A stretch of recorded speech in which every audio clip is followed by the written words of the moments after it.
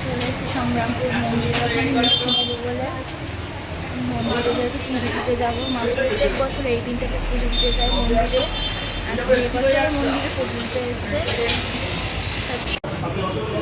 দেখো গাইস, আমার বাড়িটাতে পুজো দিতে এসেছি আজকে সংগ্রামপুর মন্দিরে, তাই মা মিষ্টি নিচ্ছে।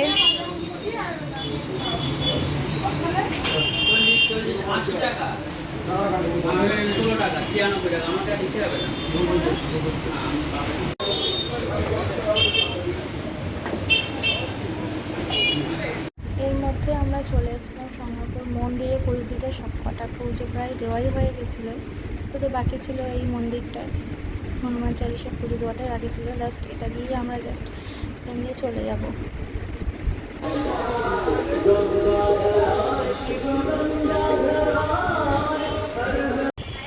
এবার আমরা পুজো দিয়ে আমার বাড়ি যাচ্ছি।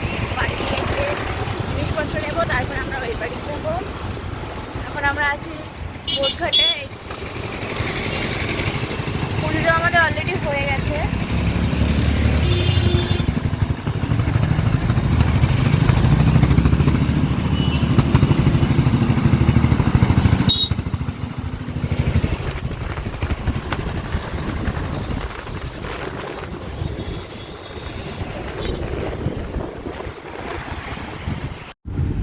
দাদু স্নান করেই বসে পড়েছিল আমাকে আশীর্বাদ করার জন্য।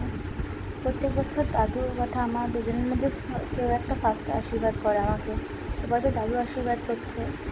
দাদু আমাকেও খাওয়াচ্ছিল প্লাস গুবলিকেও খাওয়াচ্ছিল, দুজনকে একসাথে খাওয়াচ্ছিল। দেখো একবার, বেশ দারুণ মজাও হচ্ছিল। খেতে পারছিল না, তবুও খাওয়ানো হচ্ছিল গুবলিকে, যেহেতু বাড়ির ছোট, ওই জন্য ওকে আমি কোলে করে নিয়ে বসেছিলাম।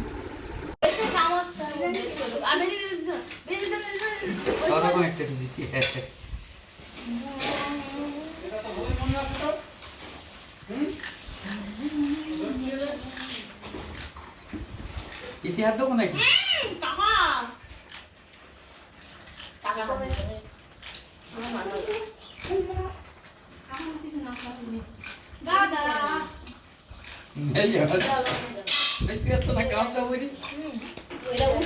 চাবি ওপরে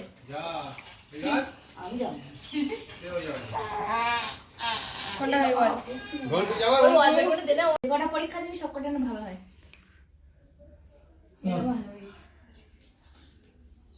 খাবো, আমার ভীষণ বলো, তুমি দিয়ে দাও। ওয়েট করতে পারছি না বাবা, আমার জন্য ওয়েট করছে।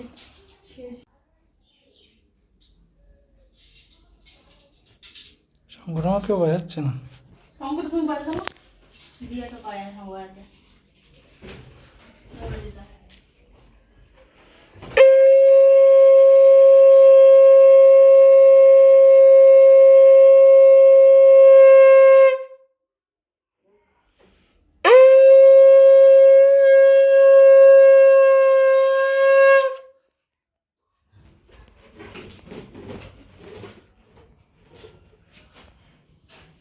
দইটাও তাহলে মিষ্টি দিতে হবে না,